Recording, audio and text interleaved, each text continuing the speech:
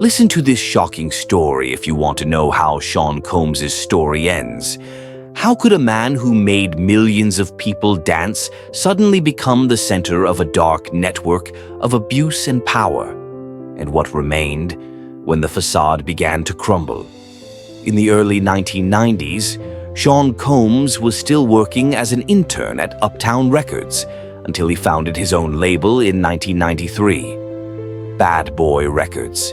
He was ambitious, charming, and had an infallible sense for hits. He discovered and launched superstars such as the notorious B.I.G., Faith Evans, and later 112 and Total.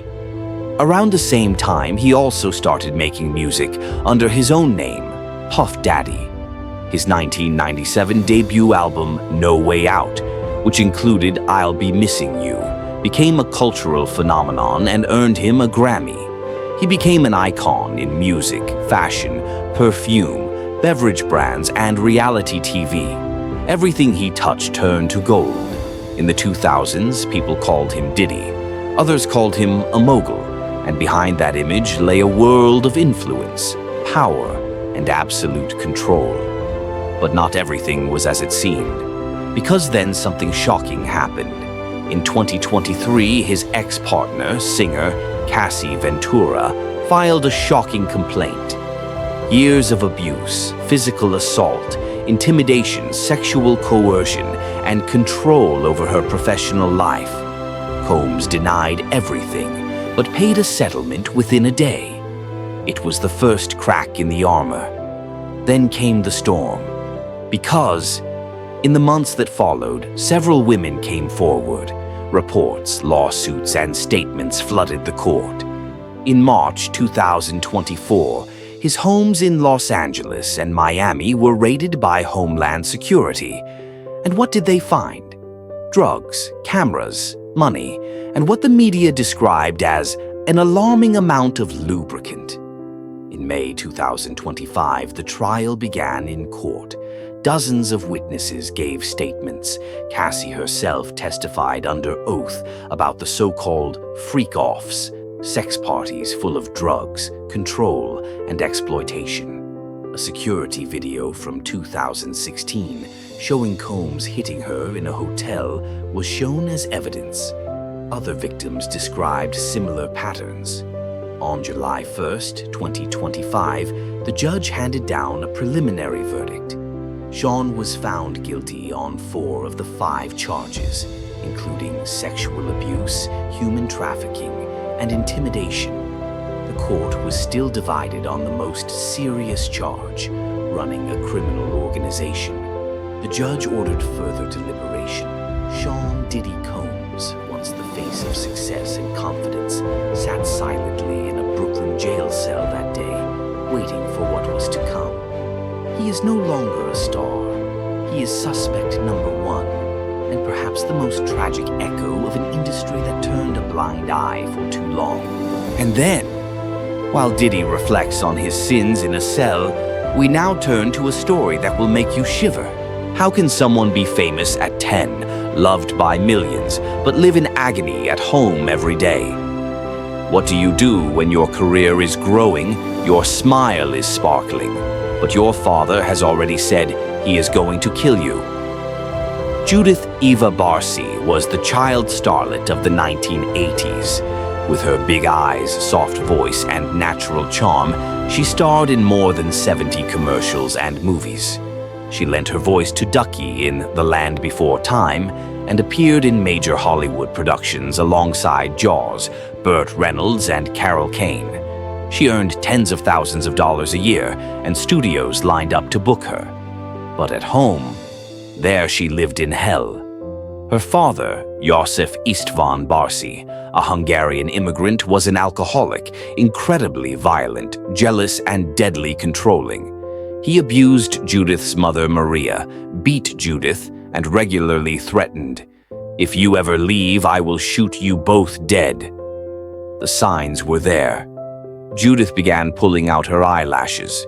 She also started urinating in bed again because of the stress and anxiety.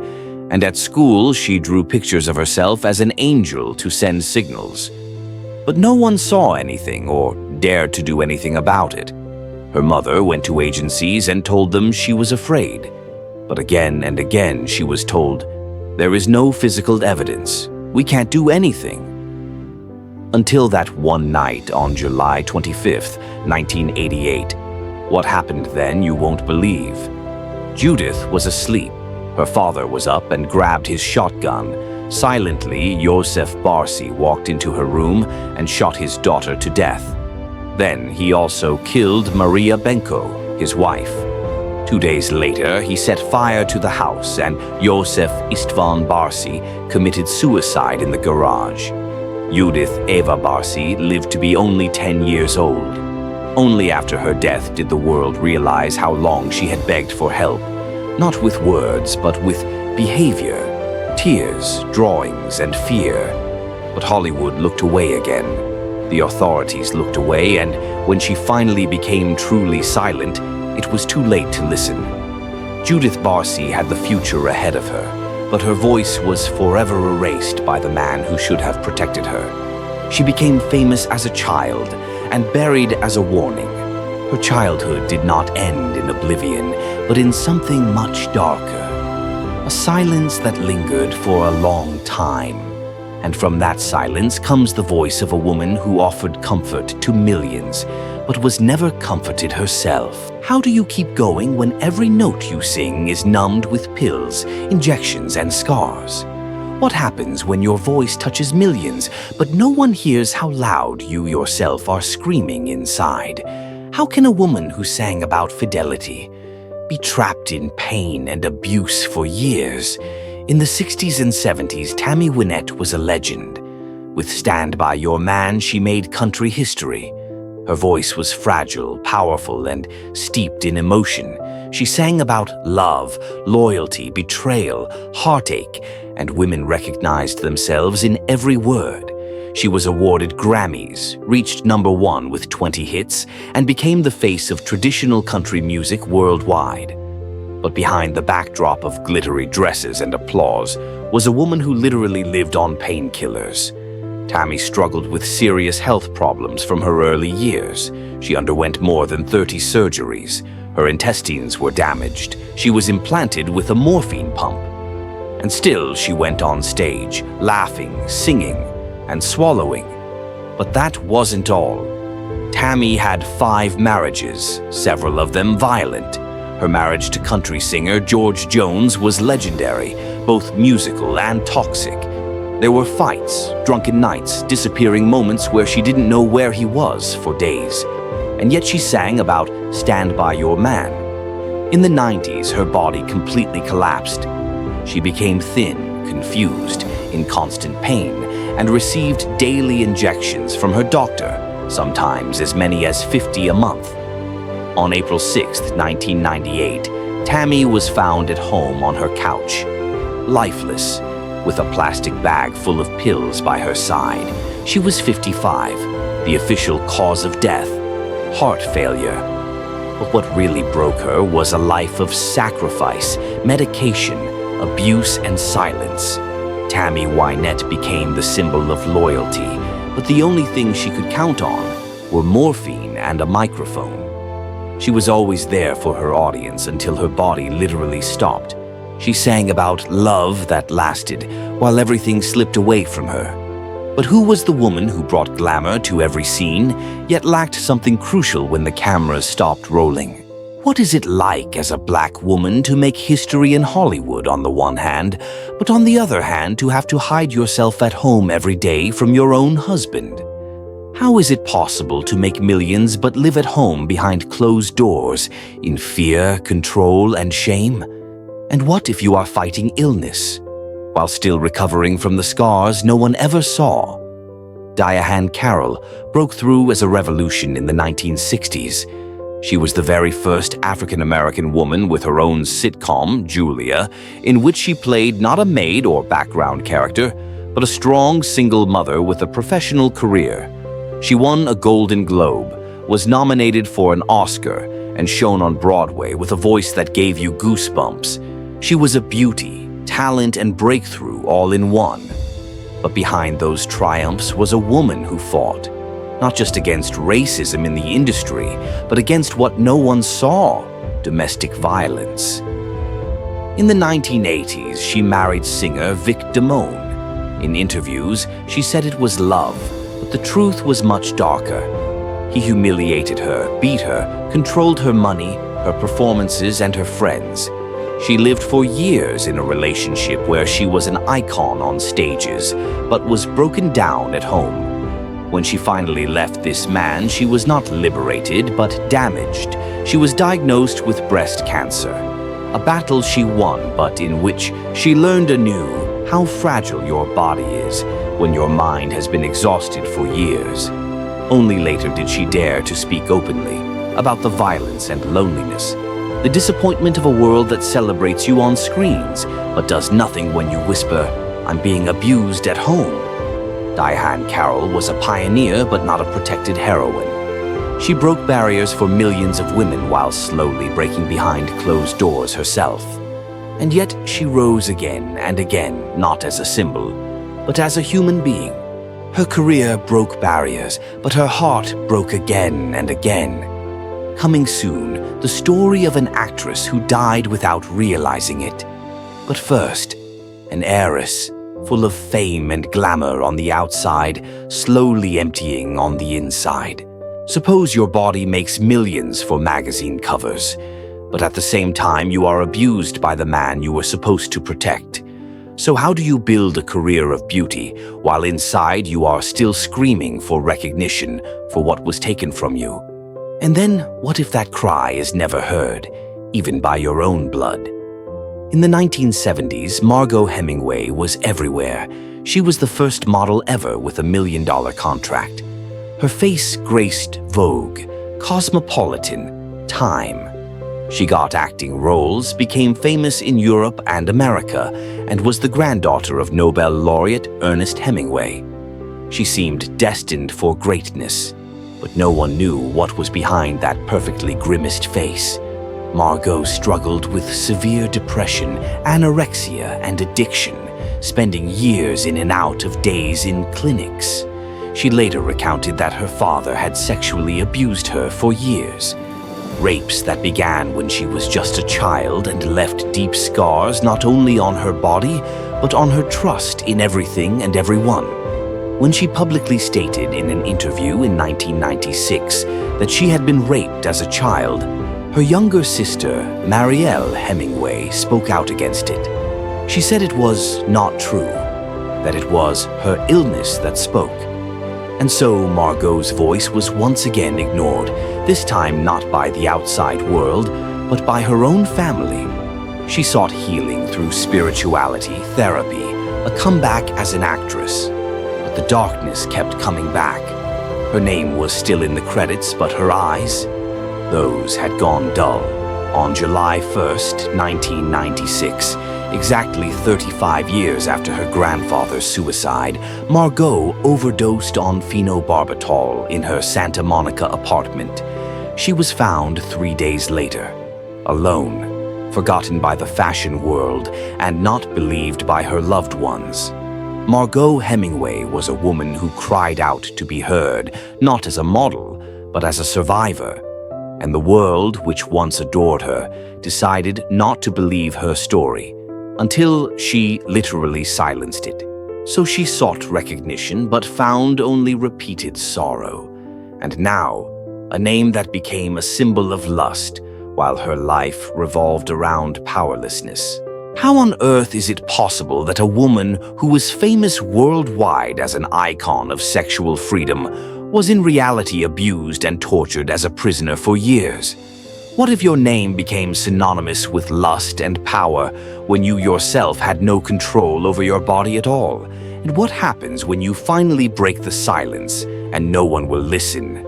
In 1972, Deep Throat became a worldwide phenomenon. The film earned hundreds of millions of dollars and instantly made Linda Lovelace a world-famous sex symbol. She was seen as the face of sexual liberation at a time when porn was beginning to become mainstream. She smiled in photographs, gave interviews, was adored by men and admired by women. But everything the world saw was a lie. Because Linda's real name was Linda Borman, and behind the scenes she was completely controlled by her then-husband, Chuck Traynor. He forced her to make porn films under threat of physical violence, threatened her with weapons, and dragged her from set to set while she was literally raped in front of a revolving camera. She had no control, no contract, no money of her own, and no escape. As a result, she remained silent for years, until in the 1980s, she finally dared to tell her story in the book Ordeal, in which she revealed that everything she did in Deep Throat was done under duress, blackmail, abuse, and sheer fear. The industry reacted lukewarmly. Many didn't believe her. Others knew but felt she chose it herself. But Linda fought on. She became the face of anti-porn activism, speaking publicly about trauma, control, and the difference between sex and slavery. In 2002, at age 53, Linda Lovelace died after a car accident. She left behind a story that was belatedly believed, and a name that will never be separated from a role she never wanted to play. Linda Lovelace became the icon of a fantasy, but her reality was a horror no one dared to look at. And while the world enjoyed what she had to do, she prayed that it would stop. Her body was exploited for entertainment. But if you think that's intense, then you haven't heard the following story yet. How does one turn from Hollywood star to a man no longer recognized by his own audience? How does someone who made millions, confidently dominated the screen, and symbolized masculinity, end up with an amputated leg, a devastated face, and a life he barely wanted for himself? What happens to you when no one teaches you how to cope with fame, but everyone watches as you fall? And how do you stay upright when your body and mind collapse at the same time? Jan Michael Vincent was a superstar in the 70s and 80s. He had everything Hollywood desired: a perfect jawline, intense eyes, a silent force on camera. In films like The Mechanic and Big Wednesday, he was the tough but fragile hero. His big break came with the hit series Airwolf, in which he captivated millions of viewers as a helicopter pilot. At the height of his fame, he received $200,000 per episode, the highest salary of any TV actor at the time. But behind the scenes, Jan Michael was disappearing. He became heavily addicted to alcohol and cocaine, was arrested several times for assault, beat his wife, threatened colleagues, and appeared on a set with a hangover so severe that scenes were postponed or canceled. His face, once his trademark, became scarred by fights and accidents. His money disappeared in lawsuits, medical expenses, and booze, and the industry slowly turned away from him. But it got worse. In the following years, he developed serious infections on his leg, which eventually led to an amputation. He appeared in interviews with a stump under his pant leg, his voice weak, his gaze dull. The once glamorous star became unrecognizable, with the most appalling result. In 2019, Jan Michael Vincent died in complete silence. It was not reported until weeks later. No tributes and no headlines. He was forgotten by a world that once adored him, but dropped him when he no longer functioned. Jan Michael Vincent became famous for looking like a hero, but no one ever asked if he wanted to be one. And when he fell, there was no one left who dared speak his name. And if you think that decay was visible from the outside, wait until you hear how a woman slowly let herself disappear. How was it possible that someone whose voice touched millions fell silent because of a struggle no one saw? Receiving ovations, having the most beautiful voice of your generation, and at the same time disappearing a little from your own body every day. Why did she starve herself to exert control in a world that didn't actually fit who she was? In the 1970s, Karen Carpenter and her brother Richard conquered the world as the Carpenters. With songs like Close to You and We've Only Just Begun, they became the face of soft, pure American pop music. Karen's voice was unique, warm, clear, and moving. She was not a screaming diva, but rather subdued, and therein lay her strength. She sang about love, hope, and loneliness, and it touched people's souls. But unfortunately, while the world clung to her voice, Karen herself lost all grip on her body. Silently, she battled something barely recognized or talked about at the time: anorexia nervosa. It started with strict dieting, a few pounds off because she needed to look slimmer for the camera, but it became an obsession. Karen counted every calorie, drank laxatives like water, and fell below 40 pounds. In photos, she smiled, but her eyes looked dull, so dull, as if not a shred of life could be found in the jaded and exhausted fibers of her body. Her family saw it, and of course the media had begun to whisper, but no one knew what to do with it. Doctors downplayed it, and Karen herself, who said, "I have everything under control," until one day her body stopped fighting. On February 4, 1983, Karen Carpenter was found dead on the floor of her parents' home. She was only 32 years old. Out of life again, far too young, dead from heart failure caused by years of malnutrition. She had just decided to start over, had attended therapy, acknowledged her eating disorder. But her body had run out of steam.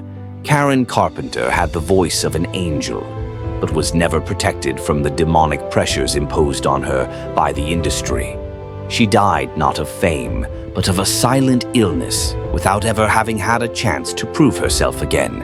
If you thought Karen's struggle was lonely, listen to the girl who once sang about a rainbow, but never found the end herself. How did a child star who touched millions of hearts turn into a woman struggling with addiction and mental health issues? And what happens when the pressures of fame and the demands of studios undermine your identity and well-being? How then does the life of an icon who shone on screen but slowly went down behind the scenes? Judy Garland, born Frances Ethel Gumm on June 10, 1922, began her career at a young age in the vaudeville act The Gumm Sisters. Her breakthrough came with the role of Dorothy in The Wizard of Oz, 1939, in which she sang the iconic Over the Rainbow. Her talent and charisma made her one of the most beloved actresses of her time. Behind the scenes, Garland suffered from immense pressure from the movie studios. She was subjected to strict diets, given amphetamines to keep her energy up, and barbiturates to sleep, becoming dependent on one of the greatest assassins ever. Consequently, these practices led to a lifelong struggle with addiction and mental health problems. Garland's personal life was turbulent. She married 5 times and had 3 children, including Liza Minnelli. Her relationships were often affected by her addictions and the constant pressure of her career. Financial problems and health issues piled up, and her career had both highs and lows. On June 22, 1969, Garland was found dead in her London home, deceased from an accidental overdose of barbiturates. She was only 47 years old. Her death shocked the world and highlighted the dark downside of fame and the toll it takes on personal well-being. Judy Garland was a shining star on screen, but her life was overshadowed by the dark realities of the entertainment industry. Her story is a tragic reminder of the price of fame and the importance of mental health and self-care. If you thought Judy succumbed to performance pressure, take a look at how another name from the same bloodline slowly disappeared under someone else's control. Could it be genetic? How could a daughter from the most famous music family become trapped in a life of abuse and manipulation? How does a girl grow up in the shadow of the world's biggest pop star while being oppressed and abused herself? What happens when your own family fails to protect you, leaving you at the mercy of an abusive spouse? And how do you find the strength to escape and find your own voice again after years of silence and oppression? You are going to be amazed by this shocking story. LaToya Jackson, born May 29, 1956, in Gary, Indiana, was the fifth child of the famous Jackson family.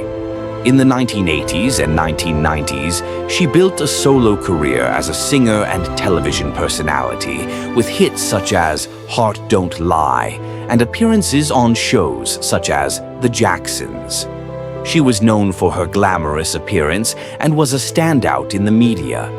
Behind the scenes, LaToya struggled with a past of abuse. In her autobiography, LaToya, growing up in the Jackson family, she revealed that her father, Joe Jackson, physically and mentally abused her. She described a childhood in which she was oppressed and given no space to develop her own identity. But why? In 1989, LaToya married her manager, Jack Gordon. According to her statements, this marriage was the beginning of a period of extreme control and violence. Gordon allegedly isolated her from her family, controlled her finances, and physically abused her. She claimed he forced her to pose for Playboy and used her career for his own gain. In the early 1990s, LaToya made controversial statements about her family, including accusations against her brother, Michael Jackson. She later retracted these statements, stating that she acted under pressure from Gordon. In 1996, she managed to escape from her abusive husband and began to rebuild her life. LaToya Jackson grew up in the shadow of fame, but her own story is one of survival and resilience. She found the courage to face her past and walk her own path, despite the obstacles that stood in her way. When a lifelong trauma could never heal, her silence became a scream no one heard. But if you think this was intense, the next story will shock you far more. Now follows the face of a singer who had everything, except herself. How is it that someone who sold millions of albums and made packed stadiums dance ended up all alone, surrounded by gravestones and silence? What if the greatest successes dragged your life into a world of drugs, violence, and the death of those you loved most? And how do you still climb when life proves time and again that you can lose everything? To get answers to all these questions, we go back in time, that is, the 1980s. During this period when music was at its peak, Bobby Brown was a sensation. As a member of the popular boy band New Edition, he released hits including Candy Girl. However, his success only exploded when he performed as a solo artist, with his album Don't Be Cruel and the mega hit My Prerogative. He became the face of a new generation of R&B, sexy, rebellious, unfiltered, and uplifting. He was everywhere, on MTV, on talk shows, on posters in bedrooms. Bobby wasn't a pop star, he was the moment. But alas, fame does not come without a price. And behind the scenes, that's why Bobby became increasingly entangled in a lifestyle filled with booze, women, violence, and cocaine.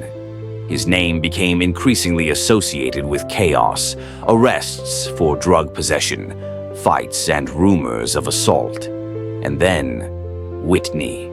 His marriage to Whitney Houston was initially seen as a fairy tale, the tough bad boy and the queen of pop. But within that fairy tale grew a tragedy the world would rather not see. Both became deeply addicted, resulting in fights, past nights, and quiet mornings full of pills. Whitney's voice began to break, so their daughter, Bobby Christina, grew up involuntarily among smoke, secrets, loneliness, and sadness.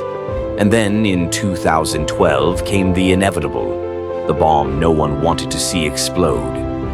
Whitney, Bobby Brown's wife, was found lifeless in the bathtub, surrounded by traces of drugs, tranquilizers, and alcohol. The woman who had touched millions of hearts had died, alone. And Bobby, 3 years later, she too was found dead in the exact same scenario. In the bathtub, under the influence, her life overshadowed by the tragedies of her parents. Bobby Brown lost his wife and his daughter, but most of all, his reputation. The man who once sang that no one would tell him how to live was left in a world where no one could explain to him how to keep it up. His world filled with fame, death, and loss until nothing remained but regret. Stay tuned, because now we have the story of the image of a Hollywood legend, charming and polished, until the facade cracked. How do you keep smiling in the face of millions of fans while you're falling apart inside? What happens when your life is made up of scripts and scenes, but your real story is never told? And how do you deal with the realization that you had all the awards, money, and women in the world, but didn't know how to be a father? Tony Curtis was one of the most sought-after actors in Hollywood in the 1960s. With his handsome face, playful charisma, and flair, he starred in countless hits, including Some Like It, Hot opposite Marilyn Monroe, and The Defiant Ones, for which he was nominated for an Oscar. He was the man every woman wanted and every director had on his wish list. But Curtis felt empty deep inside.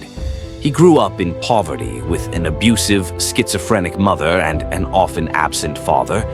He had never known the love he expressed so easily on screen. So when the cameras went off, the numbing began. With booze, heroin, and sex, Tony was admitted to rehab several times. He broke off relationships, lost friends, and lost contact with his daughter, actress Jamie Lee Curtis, who would say of him years later, he was magical, but emotionally unavailable. In interviews, he admitted that he had no idea how love worked and that he used women to make himself feel important. He said he was running from his pain, his background, and his shame. He had the whole world, but he never knew who he was. And when his looks faded and his fame faded, he was left alone with a body full of scars and a soul still searching for forgiveness. Tony Curtis was the face of Hollywood glamour, but in his mirror he saw a broken boy who learned to act so he couldn't feel. He became famous for what he played, and forgotten for who he really was. Some of these stories stay with you. Maybe because you recognize them. Maybe because you once lost someone yourself. Like, share, and subscribe if you never want to miss these kinds of honest stories. Sometimes one video is enough to silence someone. If that happened, let me know. See you in the next episode.